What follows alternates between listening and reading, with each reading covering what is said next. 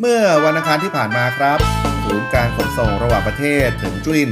ซึ่งเป็นศูนย์กลางขนส่งต่อเนื่องหลากหลายรูปแบบผ่านด่านบกทางหลวงทางรถไฟณนครคุนหมิงมณฑลอิ๋วหนานทางยูนาน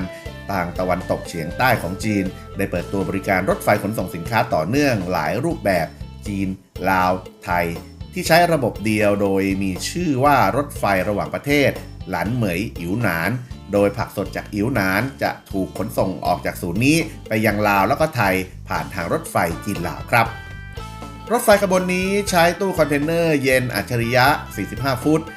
ซึ่งหลังจากบรรทุกและลำเลียงพืชผักจากต้าหลีหงเหอเหวินซานวี่ซีผ่านทางหลวงถึงคุนหมิงแล้วจะมุ่งหน้าต่อไปยังสถานีรถไฟเวียงจันทร์ใต้ผ่านทางรถไฟจีนลาวก่อนขนส่งผ่านทางหลวงเพื่อเข้าสู่ตลาดขนส่งของไทยโดยทั้งกระบวนการจะใช้การขนส่งแบบ door to door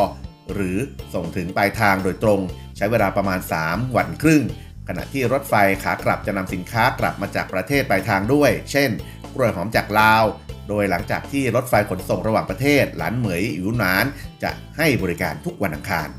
ท่านรองผู้อำนวยการสำนักงานขนส่งอิ๋วหนานกล่าวว่าเมื่อเทียบกับรูปแบบการขนส่งแบบแยกส่วนในก่อนหน้านี้จะพบว่าการขนส่งต่อเนื่องหลายรูปแบบระหว่างประเทศระบบเดียวมีจุดเด่นก็คือการขนส่งการเดินเอกสารและการชำระบัญชีเสร็จสิ้นในคราวเดียวกันโดยไม่ต้องเปลี่ยนหรือเปิดตู้คอนเทนเนอร์ช่วยลดขั้นตอนการดำเนินงานการขนถ่ายและอื่นๆการขนส่งวิธีนี้ครับจะสามารถลดต้นทุนด้านโลจิสติกได้